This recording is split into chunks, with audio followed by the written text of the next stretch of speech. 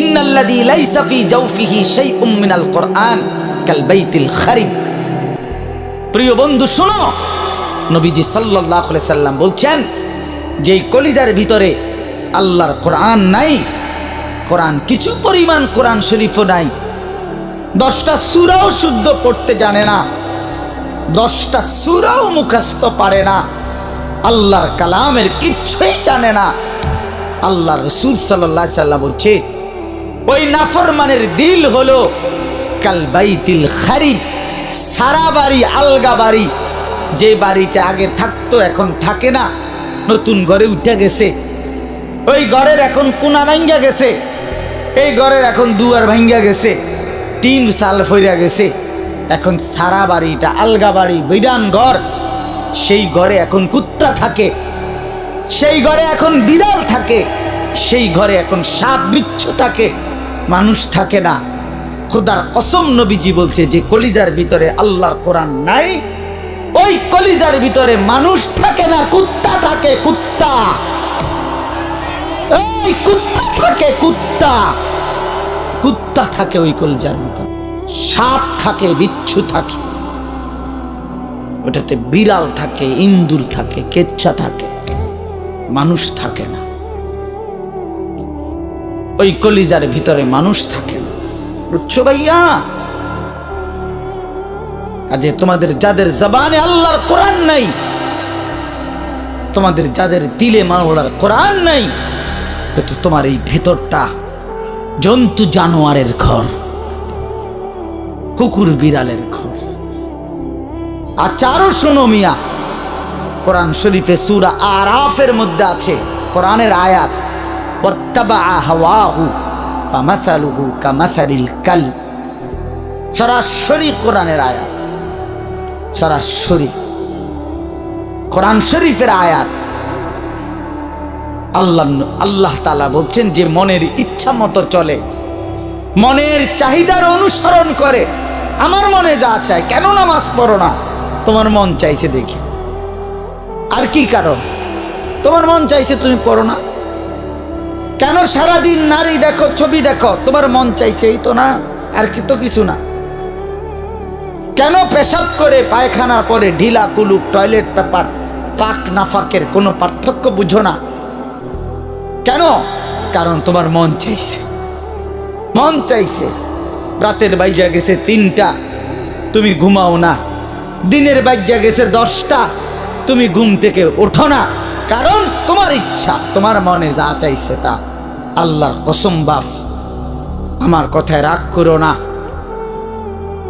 আল্লাহ তাআলা কোরআনে বলছে এরকম মনের ইচ্ছার যে অনুসরণ করে, মনের যা চায় তাই করে, আল্লাহ বলছে তার উদাহরণ হলো কামাসালিল কালব, কুত্তার মতো, কুত্তার মতো, কুত্তার মতো, কুত্তার মতো, কুত্তার মতো। এই নামাজি বেনামাজি বেহায়া, মনে রাখিস তোর জিন্দিগি কুত্তার জিন্দিগি। তোদের যাদের কপালে সেজদা নাই, তোমাদের জীবন কুত্তার জীবন, মনে রাখো, কুকুরের জীবন এটা। কামাসালিল কালব, কই হারুন কই কও, কামাসালিল কালব, কালব অর্থ কি কও?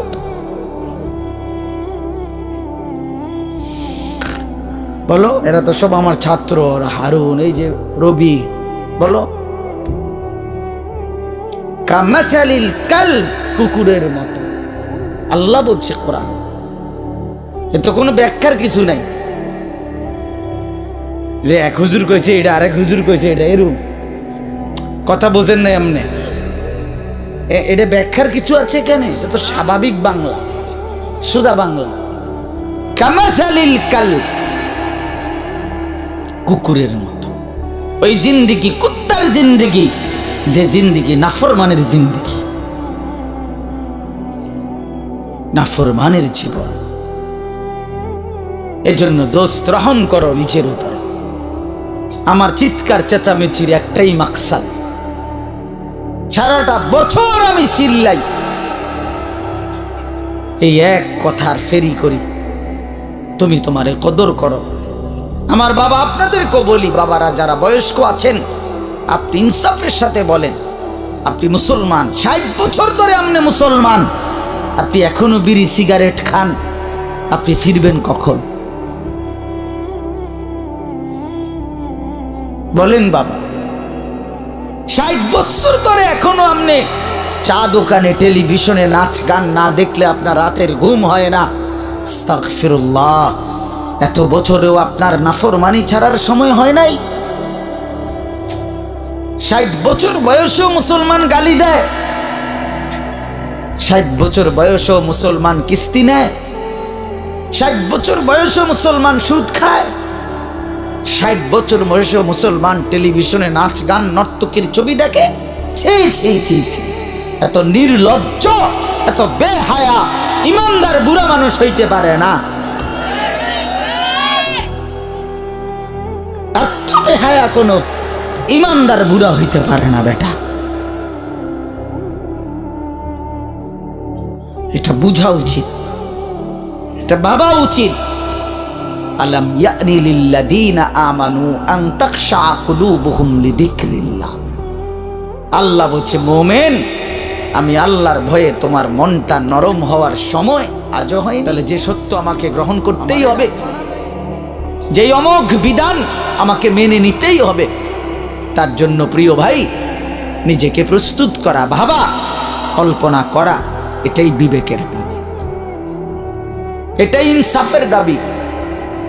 এই জন্য ছেলেদেরকে বললাম, বাবা, কিশোর নওজোয়ান বয়সে তুমি ফিকির করো, তুমি সুস্থ সবল সামর্থ্যবান, শরীর স্বাস্থ্য জীবন যৌবন সব সুস্থ আছে, শক্তি আছে।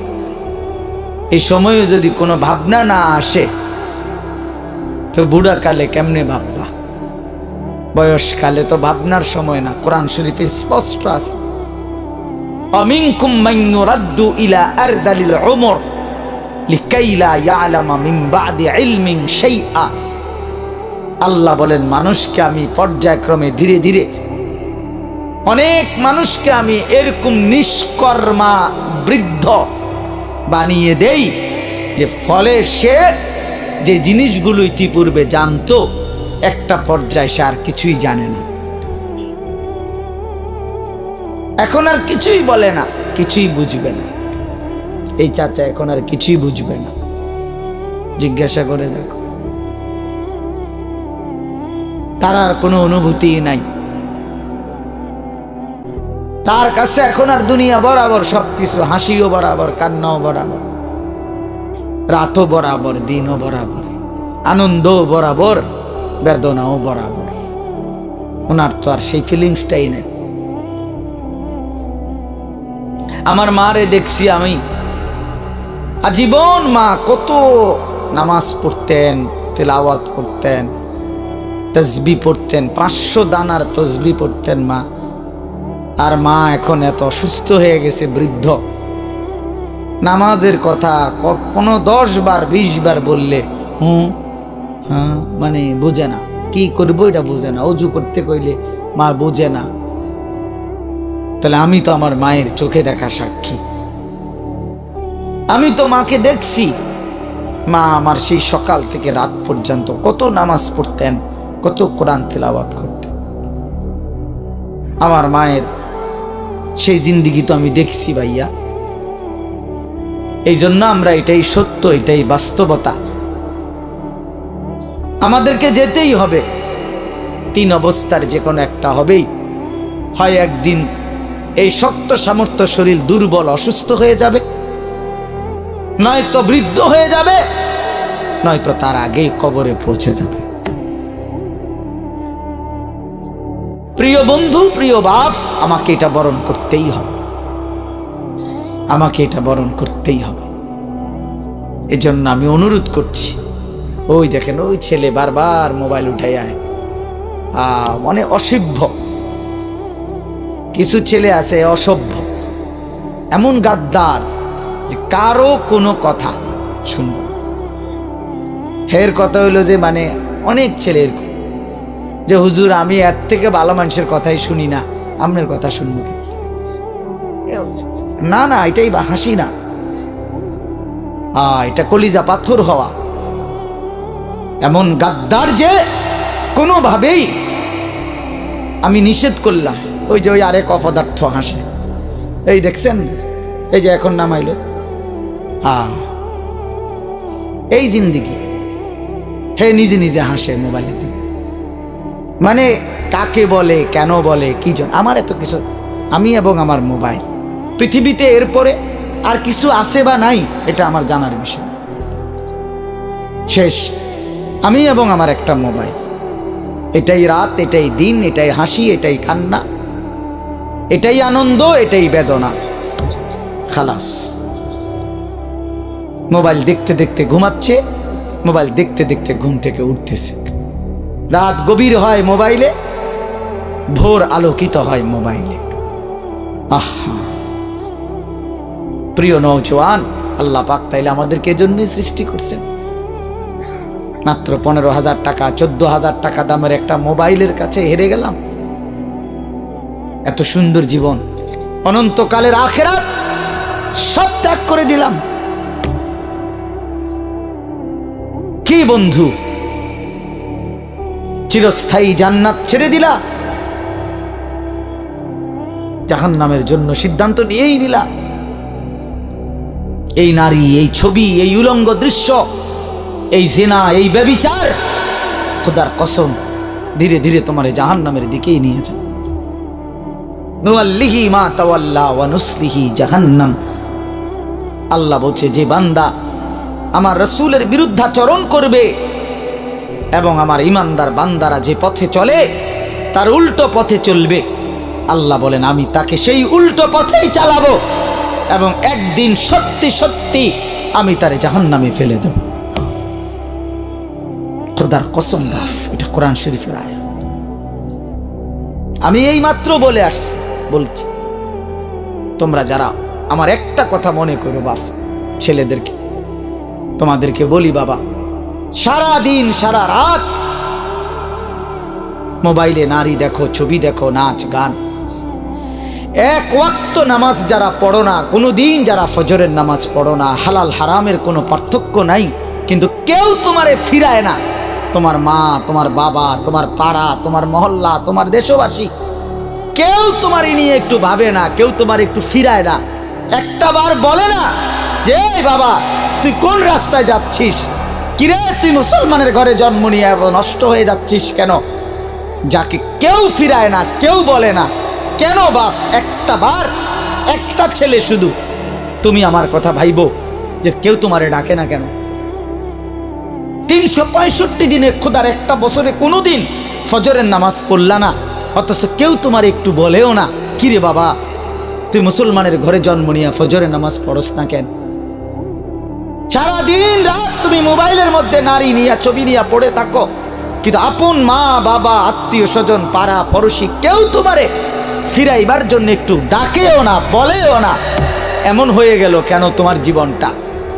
কেউ তোমারে বাঁচাইতে চায় না কেন? মনে রাখো বাপ, মূল কারণ একটাই, তোমার উপরে আল্লাহর লানত পড়ছে, খোদার লানত, খোদার গজব পড়ছে তোর উপরে। এই জন্য আল্লাহর লানত পড়ে যার উপরে, তার থেকে গোটা সৃষ্টি মুখ ফিরায় নেয়। এটা মুখ ফিরায় নেয়, এটা জরুরি বিষয়, মুখ ফিরিয়ে নেয়।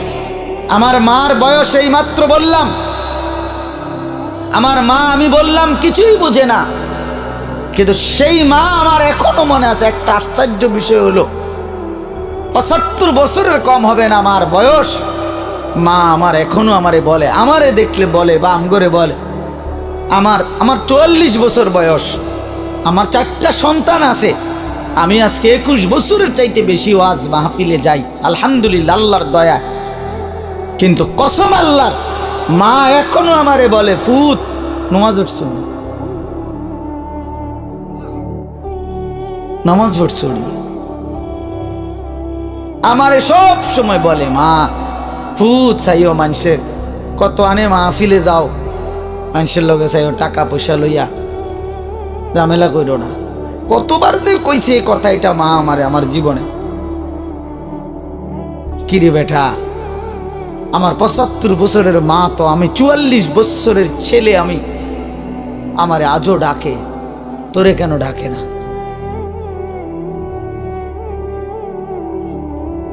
তোর উপরে কোন খোদার লানত পড়ছে বেটা? এই জন্য তো অব্যাহত ভাবে চোখের সামনে ছেলেটা চরিত্রহীন হয়ে যাচ্ছে, লম্পট হয়ে যাচ্ছে, এক ওয়াক্ত নামাজ পড়ে না, কেউ তারে ডাকে না। আহা, কেন এমন হয়ে গেল বাপ? তুমি এত বড় বঞ্চিত হইলা কেন?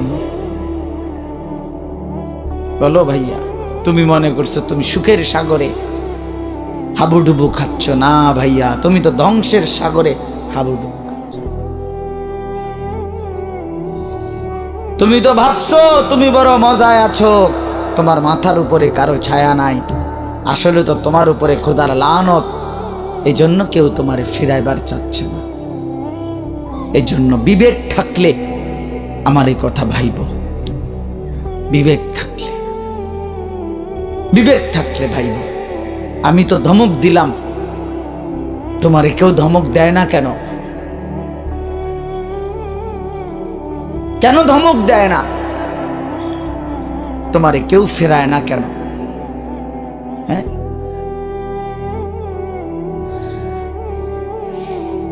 এই জন্য দোস্ত দয়া করে এটা ভাবা উচিত, আমরা ইনসাফের সাথে আমাদের এটা ভাবা উচিত। আমরা যদি এটা ভাবি, আমাদের জীবন সুন্দর হবে। এই কথাটাই আমি শুরু করছিলাম। আল কাইয়িসু মান দানা নাফসাহু, নবীজি বলছেন সে বুদ্ধিমান যে নিজের হিসাব করে। ওয়া আমিলা লিমা বাদাল মাউত হাসাবু, এবং মৃত্যু পরবর্তী আল্লাহ পাক তোমার হিসাব নেওয়ার আগে তুমি নিজের হিসাব নাও, তুমি নিজের হিসাব নাও। এজন্য মনোযোগ জরুরি, মনোযোগ জরুরি। আন্তরিকতা নিয়ে শুনলে ধীরে ধীরে বিবেক জাগে। একদিনে মানুষ বদলায় না, কিন্তু ধীরে ধীরে শুনতে শুনতে একটা সময় জিন্দেগি বদলায়। একটা পাথরের উপরেও যদি ধারাবাহিক পানি পড়ে, বৃষ্টির ফোঁটা, একটা সময় এই শক্ত পাথরের মধ্যে একটু ছিদ্র হয়ে যায়, ডাইবা যায়। তাইলে আল্লাহর কোরআন, আল্লাহর কথা, আল্লাহর কালাম আমাদের জন্য, নওজোয়ান ভাই, কিশোর ছেলে, তোমাদের জন্য বাবা। সব সময় যদি আল্লাহর কথাকে প্রত্যাখ্যান করো, শুনবা কখন? কোন সময় যদি কোরআন তোমার গায়ে না লাগে, তোমার বিবেকে না লাগে, তো শুনবা কখন ভাই? আল্লাহর কোরআন কি কখনোই তোমার জন্য আগ্রহের বস্তু হবে না? কোন সময় মনোযোগ আসবে না? কোরআন শরীফে আছে ফাবি আইয়ি হাদিসিন বাদাহু ইউমিনুন, আল্লাহ বলে বান্দা, কোরআনের চাইতে দামি আর কোন কথা বললে তুমি বিশ্বাস করতে? বলো, এর চাইতে দামি আর কি বলতাম? আমি আল্লাহ, আমি আল্লাহ বলেছি, সর্বশ্রেষ্ঠ ফেরেশতা জিব্রাইলের মাধ্যমে পাঠিয়েছি, সর্বশ্রেষ্ঠ রাসূল আমার প্রিয় বন্ধুর কাছে পাঠিয়েছি। 23 বছর আমি আল্লাহ বলছি, 30 পারা কোরআন নাজিল করেছি। এরপরে আর কি বলতাম? আমি কিভাবে বলতাম? এর চাইতে দামি, এর চাইতে শ্রেষ্ঠ আর কোন কথা বললে তুমি মেনে নিতে? কোরআন শরীফে আল্লাহ জানতে চাইছে আমাদের কাছে। এই জন্য দোস্ত, এই জন্য বাপ, খুব লম্বা বয়ান করার মতো সময় সুযোগ আমার কাছে নাই। আমি প্রথম অনুরোধ করলাম, মনোযোগ থাকা দরকার। আমার বয়ান হোক আর যার বয়ানই হোক, নিজ মহল্লার ইমাম সাহেবের বয়ান হোক আর একেবারে চাঁদের দেশের হুজুর হোক, যে মনোযোগী হয় তার জিন্দেগি বদলায়। মনোযোগী না হলে গাফেল, তো আপনার জন্য কাবা শরীফের ইমাম আনলেই কি? আপনার জন্য মদিনার মসজিদে নববীর ইমাম সাহেব আনলেই কি? আপনার তো সিদ্ধান্ত পরিবর্তন হবেন না। তাইলে পৃথিবীর সবচেয়ে বড় হুজুর আনলেই কি হবে আর না হবে? যে সিদ্ধান্তই নিছে যে আমি ফজরের নামাজ পড়ব না, তো তার জন্য হুজুর বদলাইয়া লাভ কি? যে সিদ্ধান্তই নিছে আমি হালাল খাবো না, আমি সুদ কিস্তি এটা ছাড়বো না, এটা আমার সিদ্ধান্ত, তাইলে তার জন্য হুজুর বদলাইয়া লাভ কি? বড় থেকে বড় হুজুর এনে লাভ কি ভাইয়া, যদি আমার দিল উল্টানো থাকে? এই যে হাদিসের মধ্যে আছে, আল্লাহ ভাই বুট খায়ও না, বুট খায়ও না, মনোযোগ দাও ছেলেরা। আমি আবারও বলছি ভাইয়া, পরস্পর কথা বলো না, ফালতু অভ্যাস ছাড়তে না পারলে তুমি উঠে যাও, আমার কোনো মানা নেই, আমি কথাই বলবো অল্প একটু। দোস্ত মনোযোগ না দিলে তুমি বাহিরে ঘোরো, আমার কোনো অসুবিধা নাই। বললাম আমি ব্যক্তিগতভাবে শ্রোতা গুণী না, এটা আমার কোনো সময়ের মাথা ব্যথা না। ছোট বড় সব মাহফিলে আমি সমান তালে বয়ান করি, এটা আমার আজীবনের অভ্যাস। আলহামদুলিল্লাহ এই অঞ্চলটা আমার পায়ে হাঁটা অঞ্চল। এখন না আমি আসছি গাড়িতে, কিন্তু আমি তো এগুলো পায়ে হাইটে হাইটেই আসছি। তাইলে যখন আমার আরো ছোট ছোট মাহফিল, তখন আমি 3-4 ঘন্টা বয়ান করে গেছি। ব্যস্ততার কারণে সময় মিলানো যায় না, এতটুকুই সমস্যা, আর কিছু না। জোহরের পর থেকে বয়ান শুরু হয়েছে, এখনো চলতেছে, আরো বয়ান আছে। হ্যাঁ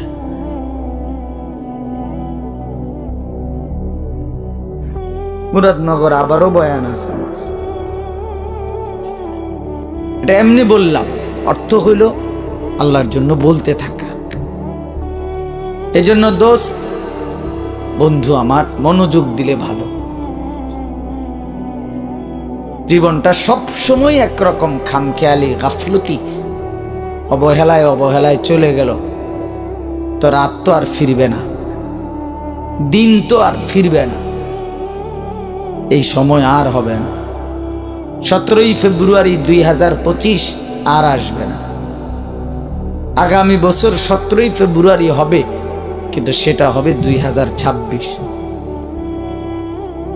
আগামী সপ্তাহে 17 তারিখ সোমবার আসবে, কিন্তু সেটা হবে 23 তারিখ। প্রতি রাত, প্রতি ঘন্টা, প্রতি মিনিট, প্রতি সেকেন্ড একবারই আসে। আমাদের হায়াত একবারই, প্রত্যেক মিনিট একবারই। নবী সাল্লাল্লাহু আলাইহি ওয়াসাল্লাম বলছেন, ইরতাহালাতিদ দুনিয়া মুদবিরা ওয়ারতাহালাতিল আখিরাতু মুকবিলা। নবীজি বলেন, উম্মত শুনো, প্রতি সেকেন্ড, প্রতি মিনিট দুনিয়া তোমার পিছনে যাচ্ছে, প্রতি মিনিট আখিরাত তোমার সামনে আসতেছে। প্রতি ঘন্টা যায় তো আমার দুনিয়া যায়, প্রতি ঘন্টা যায় তো আমি আখিরাতের দিকে 1 ঘন্টা আগায় যাই, কবরের দিকেই 1 ঘন্টা আগায় যাচ্ছি, হাসরের দিকেই আমরা মূলত কি আগায় যাচ্ছি। এজন্য নবীজি বলছেন, অতএব বুদ্ধিমান হলে শোনো উম্মত, ফাকুনু আবনা আল আখিরা ওয়ালা তাকুনু আবনা আদ দুনিয়া। নবীজি বলছেন, অতএব তুমি আখিরাতের সন্তান হও, আখিরাতের পরিচয়ে পরিচিত হও, দুনিয়ার সন্তান হও না।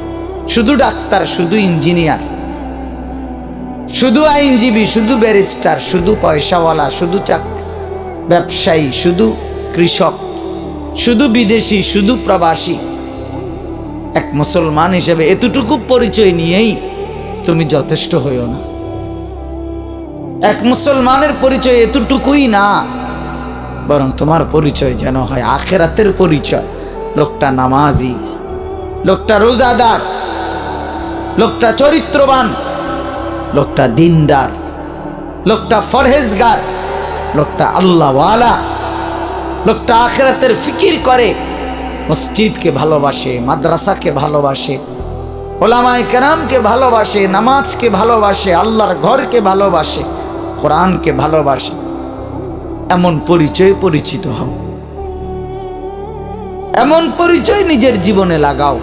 নবীজি বলছেন শুধু দুনিয়ার পরিচয়, অনেক বড় পয়সাওয়ালা, অনেক বড় টাকাওয়ালা, অনেক বড় ক্ষমতার অধিকারী, দোস্ত ক্ষমতা বেশি বা কম উভয় অবস্থাতেই কবরে চলে যাবে। হাসলেও মরে যাবে, কাঁদলেও মরে যাবে। তাফসিরে মাআরিফুল কোরআনে আমরা পড়ছি, মুফতি শফি রহমতুল্লাহ বলছে, দুনিয়াবাসী দুনিয়া নিয়া কারাকারি করো না, কারণ সর্বোচ্চ চেষ্টা করে দুনিয়া যদি জিতেও যাও তাইলেও মরে যাবা, যদি হেরেও যাও তাইলেও মরে যাও। পৃথিবীর সর্বশ্রেষ্ঠ ধনী সেও মৃত্যুবরণ করবে, পৃথিবীর সর্বশ্রেষ্ঠ ফকির সেও মৃত্যুবরণ মরেই যাবে।